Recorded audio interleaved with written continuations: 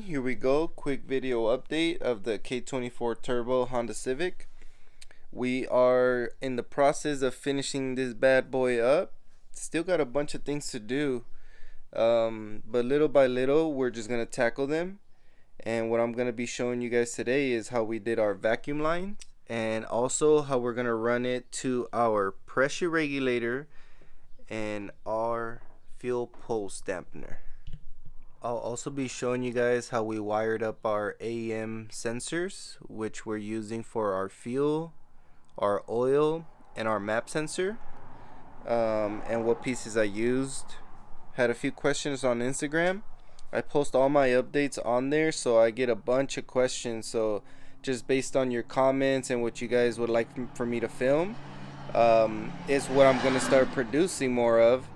Obviously the feedback works, and I'm able to show you guys and share information that you guys actually are looking for. First, for our push lock fitting, what I did is I used the OEM location here on the RBC. So when my manifold was off, I capped and tapped all my fittings where I'll be using as far as sensors and push lock fittings, which the only two I modified were originally here you have your brake booster hose, and then here you would have normally your vacuum from your water pump into your manifold. So what I did, if you guys watch my previous videos, we're taking a crankcase pressure from the water pump to our oil catch can. So I was able to delete the fitting, and then here what I did also was delete the fitting, and we did a 1/8 MPT, which allows me to screw the sensor right into the manifold. And then here the reason why we did the 1/4 MPT was because the hole's already big enough to fit the thread, so I couldn't have done a 1/8 MPT. So the next size up is gonna be the 1/4 MPT, and here's a part number just in case you guys will be doing the same thing. So I'm really big on using OEM locations, if you guys can tell on the rest of the build. So I was just going for cleanliness here. As far as the map sensor goes, I've had a bunch of feedback, and I've had good and bad reviews online where people say they don't run the pressure sensor for the map on the manifold. But I've also seen that a bunch of guys in a bunch of different chassis, down to drifting and other type of race cars, they mount them straight to the manifold. So in the comments, let me know what you guys think. Should I leave it on the manifold, or should we mount it off the manifold and do it like somewhere in here? Get the fittings just in case, and I will share that with you guys also if you guys will be doing it that way. I'm just not sure what way I'm gonna be routing this just yet, but in case we don't run it straight to the manifold, what I did was I got this 1/8 MPT straight push lock, and then we got this 1/8 MPT to push lock that will allow us to go here to the sensor like this, and then we can go like straight something like this and mount it somewhere in here. I was trying to avoid exactly this, mounting the sensor. I would like to leave it here, and that's why I asked, what do you guys think? What do you think we should do? What's safer? Let me know in the comments. So I already had drilled out my MPT hole that we needed for the 1/4, but you guys can go online and look how simple it is to do that. I'm also kind of new at doing that stuff, so real simple. Don't be scared to tap and drill your manifold if you are gonna go this direction. The RBC does have a 1/8 MPT here. I'll show you guys that I could have routed this actual piece there instead of drilling a hole or a bigger hole. But if you guys notice, the map sensor sits in this location, and the map sensor almost touches the hood. So if you guys look at the height and difference, this one's a little bit lower, so is why I chose to go here. and then all we did was just cover the map location with this cover that we found on Amazon. Handy dandy Amazon.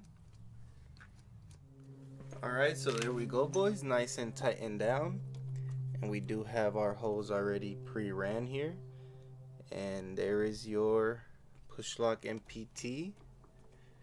And what really makes nice about these is that they're swivel, so you get a little bit of play. Once again, OEM location. And for any of these guys that'll be doing this, the way I got the fittings out of the factory manifold was I got some vice grips, and it's real easy, just back and forth, and you'll see the fitting pop up.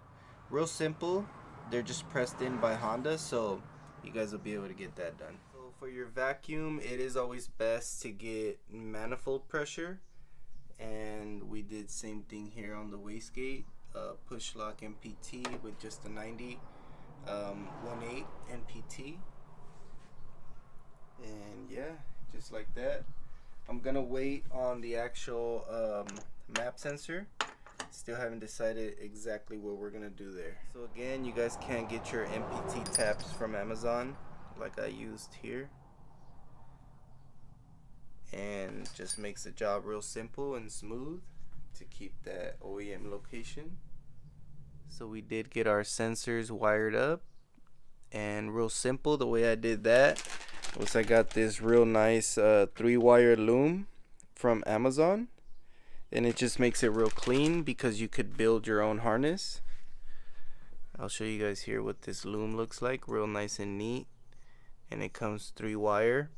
So what I'm gonna do is I'm gonna run a wire straight to each sensor, and I'm gonna make its own harness, so if I ever have to take my swap out or get any of the wiring off, the harness will be one harness for all my AEM sensors, because we're doing one for the turbo oil pressure, fuel pressure, our map sensor, and then we are also doing our oil sensor, oil pressure sensor.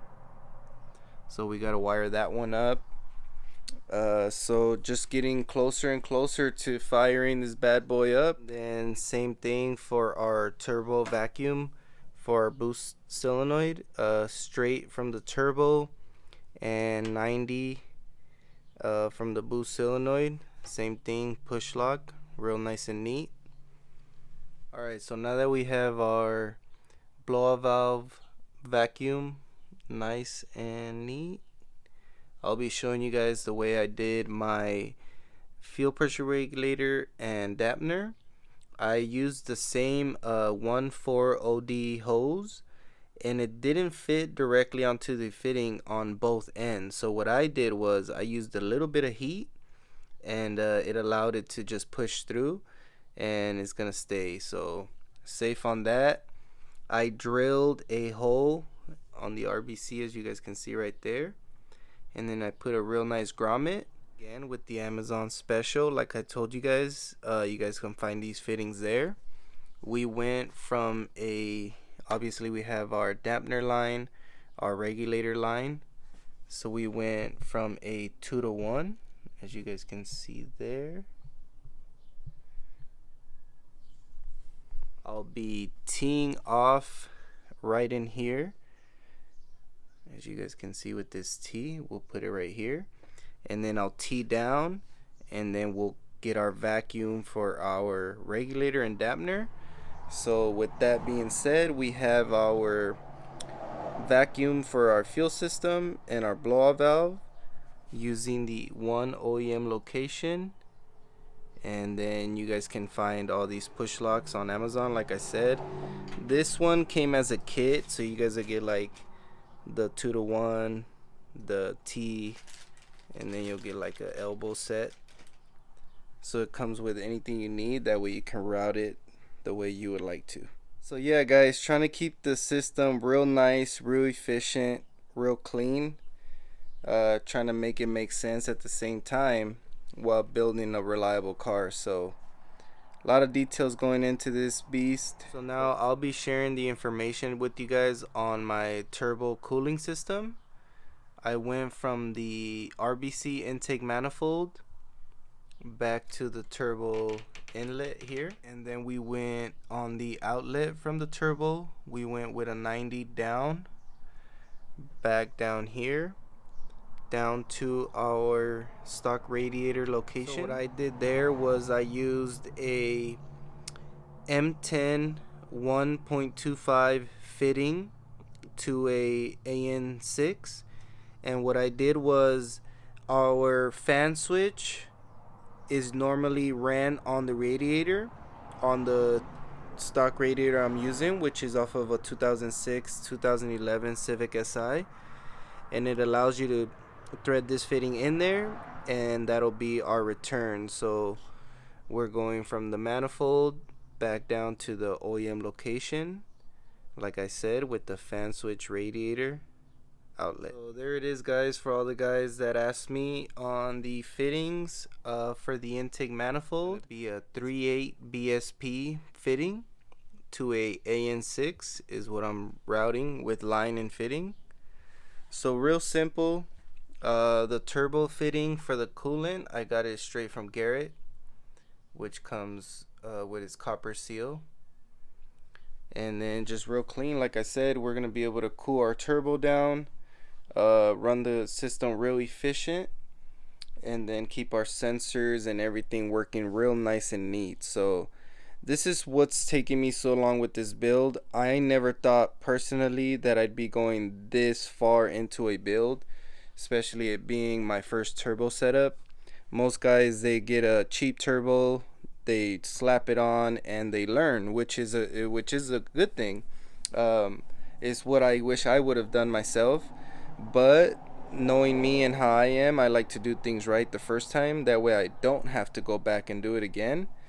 Is why it's taking me a little longer than I expected, to be honest. I should have already had this car up and going, but with all the extra detail, all the extra modifications that we're doing to make sure that we do it right the first time, is what's taking a little bit longer. So hope I was able to share some information here. I will have a bunch of content coming up. We have a bunch of new parts going onto the car that I still have to show, like our fuel cell, our fuel pumps, just a bunch of little detail before we actually get the car to the dyno. So comment, subscribe, and let me know what you guys think.